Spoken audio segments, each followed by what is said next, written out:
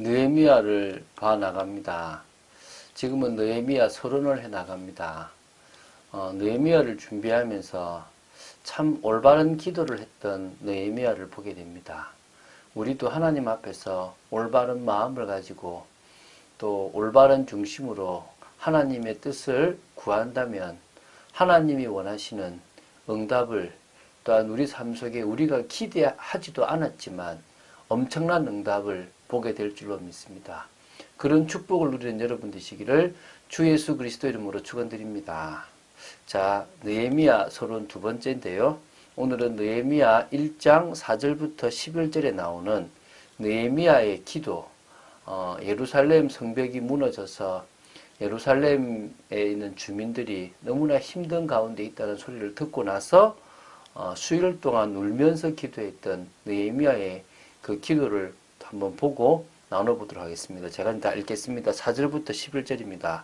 내가 이 말을 듣고 앉아서 울고 수일 동안 슬퍼하며 하늘의 하나님 앞에 금식하며 기도하여 이르되, 하늘의 하나님 여호와, 크고 두려우신 하나님이여, 주를 사랑하고 주의 계명을 지키는 자에게 언약을 지키시며 긍휼을 베푸시는 주여 간구하나이다.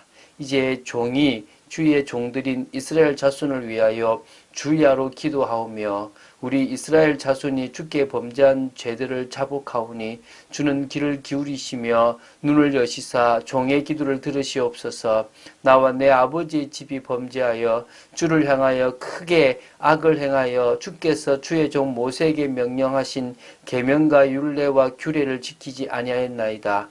옛적에 주께서 주의 종 모세에게 명령하여 이르시되, 만일 너희가 범죄하면 내가 너희를 여러 나라 가운데 흩을 것이요 만일 내게로 돌아와 내 계명을 지켜 행하면 너희 쫓긴 자가 하늘 끝에 있을지라도 내가 거기서부터 그들을 모아 내 이름을 두려고 택한 곳에 돌아오게 하리라 하신 말씀을 이제 청하건대 기억하옵소서. 이들은 주께서 일찍이 큰 권능과 강한 손으로 구속하신 주의 종들이요 주의 백성이니이다. 주여 구하오니 귀를 기울이사 종의 기도와 주의 이름을 경외하기를 기뻐하는 종들의 기도를 들으시고 오늘 종이 형통하여 이 사람들 앞에서 은혜를 입게 하옵소서 하였나니 그때 내가 왕의 술관원이 되었느니라. 아멘. 자, 지금 1장 4절부터 11절까지 기도와 함께 바로 응답으로 술관원장이 됐던 내용입니다. 자, 그래서 오늘은 다른 것보다 이 내용을 통해서 느헤미야의 이 느헤미야서의 내용 구조를 한번 보겠습니다. 자, 여러분, 포로기한 시대에 쓰여졌던 책은 총 3권이라 그랬습니다. 에스라, 느헤미야, 에스더입니다. 역사적으로 보면 이렇게 에스라가 먼저 됩니다. 에스라는 스룹바벨이 갔던 1차 포로기한과 2차 포로기한이 쓰여졌습니다. 요 사이에 있었던 일이 에스더 두 번째 일입니다. 3차 포로 14년 뒤에 있었던 일이 바로 이 느헤미야서에 나오는 겁니다. 자, 그래서 BC 444년 느헤미야의 기한과 그 이후에 진행된 예루살렘 성벽 재건, 그리고 언약 갱신과 신앙개혁 등을 다루는 것이 느헤미야서입니다. 근데 이게 지금 크게 1장부터 7장까지가 다루어지고 8장부터 13장까지로 이렇게 두 부분으로 나누어진다고 보시면 됩니다. 이 중에서 일부가 1장부터 7장인데요. 이것은 느헤미야의 귀환과 이 예루살렘 귀환이죠. 예루살렘 성벽을 재건하는 것에 대해서 다루고 있습니다. 자, 느헤미야는요, 페르시아 5대 왕이었던 아닥사스다 왕의 술관원장으로 일하고 있었습니다. 그가 귀국하던 때에 예루살렘에서 온 동네 하나니와 동생 하나니와 그 동행들로부터 예루살렘 성이 회파되었다는 소식을 듣게 되고 그게 너무나 가슴 아픈 거죠. 이때 이 기도하게 되는데요. 오늘 봤던 내용이 이 중심 있는 언약을 기억하시고 돌아봐 달라는, 우리가 회개한다라는 그런 기도들이 있었던 겁니다. 자, 당시 팔레스타인의 이스라엘 공동체는 2차에 걸친 포로기한 자들로 구성되어 있었습니다. 비록 성전을 건축하여 하나님 하나님께서 택하신 이스라엘 백성의 정체성이 뭔지는 회복했다고 볼 수 있겠죠. 하지만 제1차 포로 기한이 이루어진 지 근 100년, 지금 다시 말하면 1차부터 이제 2차, 3차까지 근 100년이라는 시간이 다 되도록 아직 국가적 기틀을 마련하지 못한 채 많은 어려움을 당하고 있었습니다. 그래서 이제 이 성전을 재건한 이후에 성벽을 재건함으로 말미암아 국가적 면모를 갖추려고 노력했는데 주변 대적들이 너무 많이 방해해가지고 공사는 중단되고, 그나마 이 중건된 부분조차도 어떤 이유인지 모르지만 회파가 되어져 버렸습니다. 그래서 이제 느헤미야가 이 소식을 듣고 애통한 심령으로 하나님 앞에 엎드려 민족을 위하여 기도했고요. 그리고 아닥사스다에게 자신의 귀환과 예루살렘 성벽 재건을 요청하게 되는데요.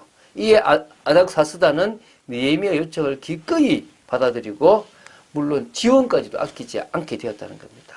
그래서요, 예루살렘 성벽 재건은 시작되었지만 그 진행 과정이요, 순탄치 않고 여러 방해들 속에 부딪힙니다. 그 모든 일들을 총독으로 갔던 이 느헤미야가 다 해결하면서요, 공사를 개시한 지 52일 만에 성벽 재건이 완료되었습니다. 그래서 느헤미야가 유다 지역 총독으로서 12년을 있으면서 이제 경제적인 문제도 해결하고 1차 포로 때 이주한 사람들의 가계와 수요 등까지도 다 재확인하면서 정리하는 과정이 일부입니다. 그래서 성벽 재건하고 다른 공사 다 하는 12년 동안의 일을 이제 이 1장부터 7장까지 기록했다고 보시면 됩니다. 그게 이제 1부입니다. 2부는요, 8장부터 13장까지입니다. 이스라엘의 언약갱신과 개혁을, 이제 신앙개혁을 중심으로 다룬다고 보시면 됩니다. 자, 예루살렘 성벽 재건 공사가요, 6월 25일에 완료되었습니다. 제가 어제 잠시 이렇게 발음을 했는데 상당히 어려운 발음이더라고요. 그 발음이 6월입니다.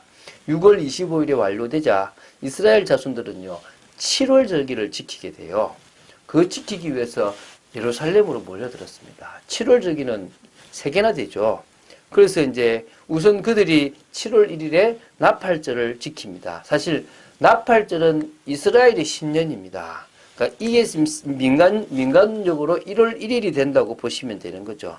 그래서 이날에 이스라엘 자손들은 에스라를 청하여 아침부터 정오까지 율법을 듣고 회개하는 일을 그러니까 느헤미야 8장이 하고 있고요. 그리고 나팔절 이튿날부터 백성의 지도자들은 초막절을 규례대로 지키기 위하여 에스라에게로 와서 이 율법을 연구했다는 거예요. 그 결과 초막절을 그 성경에 나오는 규례대로 잘 준수하게 되었다는 겁니다. 여기 이제 8절까지 다 나오거든요.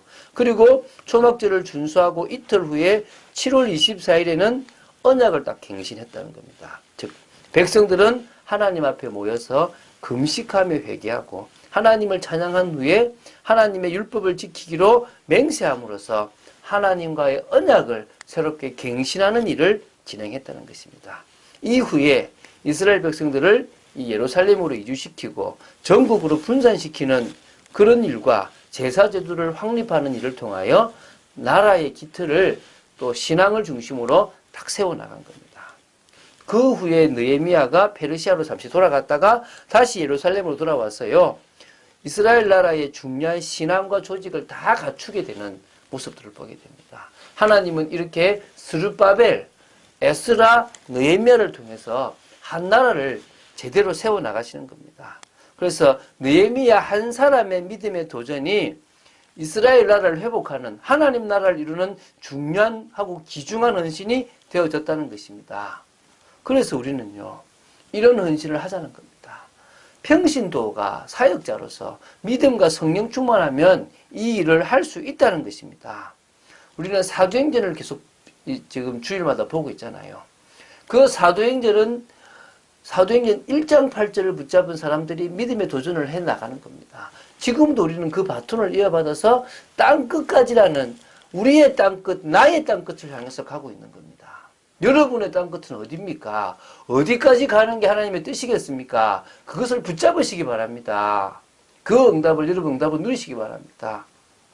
지금요, 이 초대교회가 평신도 중심으로 일어나고 시대마다 평신도 중심으로 일어난 것처럼 우리 교회에서도요, 평신도 사역자들이 일어나서 참은신을 할 날을 기대합니다.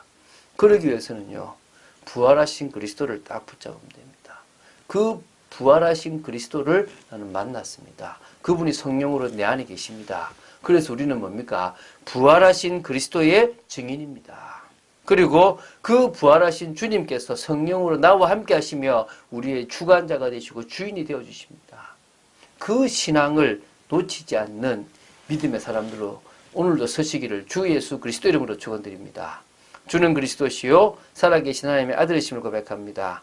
말씀 따라가는 참된 축복이 있기를 원하며 느헤미야서를 끝까지 보아나갈 것인데, 하나님 느헤미야의 믿음의 도전, 문제와 환난과 그 어려움을 믿음과 또한 정말 실력으로 넘어섰던 것처럼, 하나님의 능력으로 넘어섰던 것처럼 저희들이 그 모든 것들을 넘어서는 중에 하나님의 영광을 돌리며 하나님의 나라를 이루기를 간절히 소원합니다. 오늘도 은혜 주시옵소서. 우리의 삶을 지켜주시고 인도하시고 우리의 삶을 통하여 영광 받으시기를 간절히 소원합니다. 주 예수 그리스도 이름으로 기도드립니다. 아멘.